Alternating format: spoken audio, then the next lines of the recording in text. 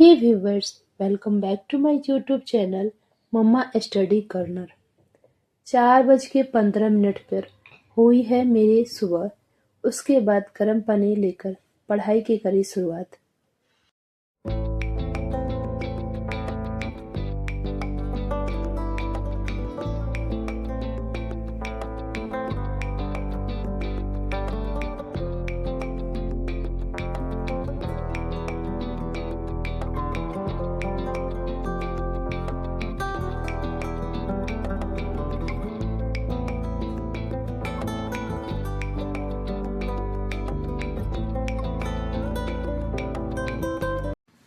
जब पहली बार कोई टॉपिक करो ना, उसको डिटेल में करना, क्योंकि पहली बार हम कोई चीज़ें करते हैं वो बहुत अच्छे से और बहुत ध्यान से करते हैं।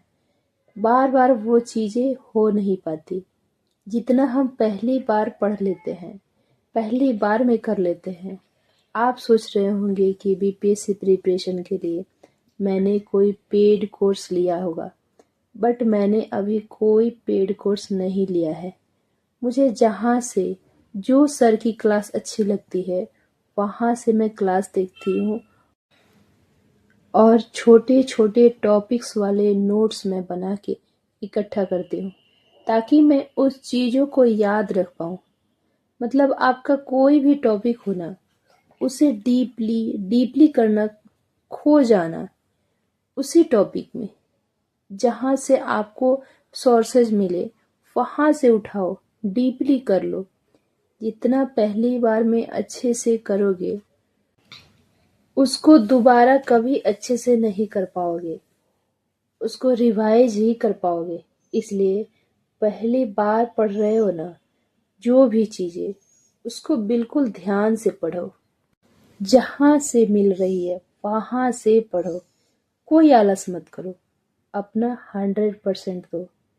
जब फर्स्ट टाइम कोई टॉपिक कर रहे हो, और एक और टिप, मॉर्निंग में करो। जो भी न्यू टॉपिक करते हो उस टाइम माइंड फ्रेश होता है। अगर आप 2 से 4 दिन पहले पढ़ाई शुरू किए हो और आपके लिए सब कुछ बिल्कुल नया है, तो आपको घबराना नहीं है।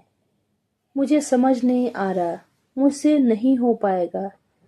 स्टार्टिंग में मुझे भी 7 दिन तक बिल्कुल कुछ भी समझ में नहीं आया था। मुझे लगता था यार ये कैसे समझूंगी, ये इतना सारा पढ़ना है। धीरे धीरे फिर मैंने समझा कि एग्जाम के हिसाब से मुझे समझ आने लगा। पता है फ्रेंड्स, पहले ही अटेम्प्ट में एग्जाम क्लियर क्यों नहीं हो पाता? पॉइंट नंबर 1, कंसिस्टेंसी की कमी। रोज थोड़ा पढ़ना आसान लगता है, लेकिन रोज करना सबसे मुश्किल। ज्यादातर स्टूडेंट शुरुआत में तो सख्ती से पढ़ते हैं, फुल एनर्जी में, लेकिन धीरे धीरे गैप देने लगते हैं। Point number 2, distraction everywhere. मन पढ़ाई में नहीं, फोन के नोटिफिकेशन में उलझा रहता है। लाइक इंस्टाग्राम, यूट्यूब, दोस्तों की बातें, ये सब दिमाग को खींच लेते हैं और फोकस डिस्ट्रैक्ट हो जाता है। पॉइंट नंबर 3, प्रॉपर स्ट्रेटजी का अभाव। बुक ज़्यादा पढ़ना स्ट्रेटजी नहीं है, स्मार्ट स्टडी ही गेम चेंजर है। बिना प्लान बनाए टॉपिक को इक्वल इम्पोर्टेंस देना सिलेक्शन में डिले करता है। पॉइंट नंबर 4, रिवीजन इग्नोर करना। पढ़ा हुआ अगर बार बार रिवाइज न किया जाए तो वो भूलने के लिए ही आप लिख रहे हो। नोट्स बनाते तो हो, लेकिन दोबारा उसे देखते ही नहीं। यही सबसे बड़ी गलती है। पॉइंट नंबर 5, ओवर थिंकिंग और फियर। एग्जाम से पहले दिमाग नॉलेज से ज़्यादा डर से भरा रहता है। स्टूडेंट खुद को अंडर एस्टिमेट कर देते हैं और नेगेटिव सोच ही परफॉर्मेंस गिरा देती है। पॉइंट नंबर 6, मॉक टेस्ट न देना। प्रैक्टिस टेस्ट से टाइम मैनेजमेंट और वीक एरियाज का पता चलता है, जो बहुत से लोग अवॉइड करते हैं। रेगुलर करंट अफेयर्स पढ़ना, पीवाईक्यूज क्वेश्चन पेपर सॉल्व करना, ये आपके लिए बहुत ही ज़्यादा इम्पोर्टेंट है। जो लोग इसे अवॉइड करते हैं, उसे एग्ज़ाम में डिले और एग्ज़ाम क्लियर नहीं हो पाना उसके 100% चांसेस होते हैं।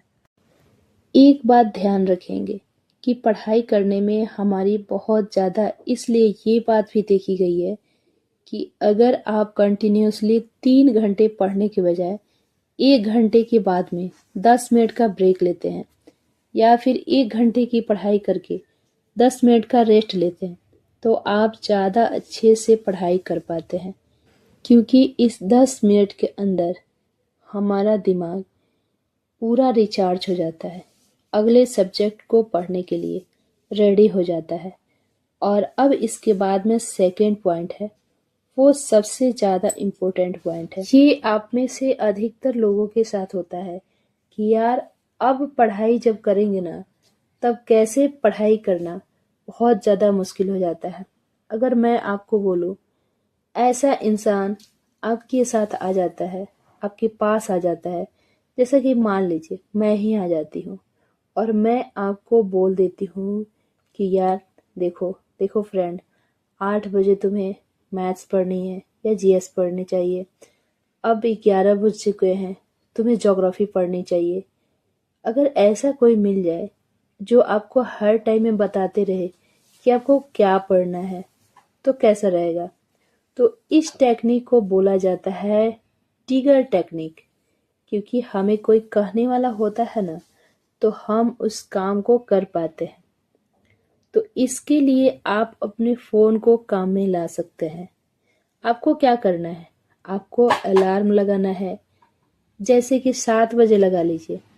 आपको करंट अफेयर पढ़ना है, तो उसमें लिखना है कि करंट अफेयर और फिर अलार्म का टाइम लगाना है।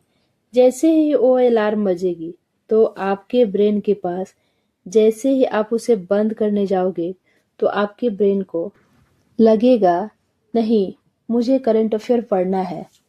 हम हमारे ब्रेन को बोल रहे हैं इस टाइम पे क्या करना है।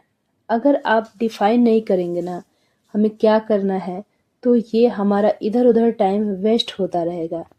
तो सबसे पहले आप अपना एक शेड्यूल बना लीजिए कि सुबह में मुझे क्या पढ़ना है, फिर दोपहर में मुझे क्या पढ़ना है, शाम में क्या पढ़ना है। ऐसे अगर शेड्यूल बना लेंगे तो आपको कंफ्यूजन भी नहीं होगा और आपका सिलेबस भी ऐसे कंप्लीट हो जाएगा कि मुझे क्या पढ़ना है क्या नहीं। ऐसे कोई सा बुक अगर उठा के पढ़ेंगे ना, तो आपको बिल्कुल भी समझ में नहीं आएगा कि मैंने क्या पढ़ा और मुझे क्या पढ़ना चाहिए। तो जब आप सिलेबस के हिसाब से अपना शेड्यूल बनाएंगे, याद भी रहेगा कि सुबह में मुझे करंट अफेयर्स करना है, दोपहर में मुझे ज्योग्राफी पढ़नी है, क्या पॉलिटी पढ़नी है, शाम को मुझे कौन से सब्जेक्ट पढ़ने हैं। तो अपने जैसे फेवरेट सब्जेक्ट हो, अपने पसंद के हिसाब से आप अपने सब्जेक्ट को रखिए, ताकि आपको पढ़ने में इंटरेस्ट भी लगे और पढ़ने का मन भी करेगा। क्योंकि अगर कोई सा बोरिंग सा सब्जेक्ट उठा के आप पढ़ने लगोगे ना, तो आपको मन भी नहीं करेगा और थोड़ी देर में आप उब जाओगे। तो आज की ब्लॉग की करते हैं यहीं पे एंड। ब्लॉग आप लोगों को कैसा लगा कमेंट में ज़रूर बताइएगा। और हाँ, चैनल पे नए हैं तो चैनल को सब्सक्राइब जरूर कर लीजिएगा।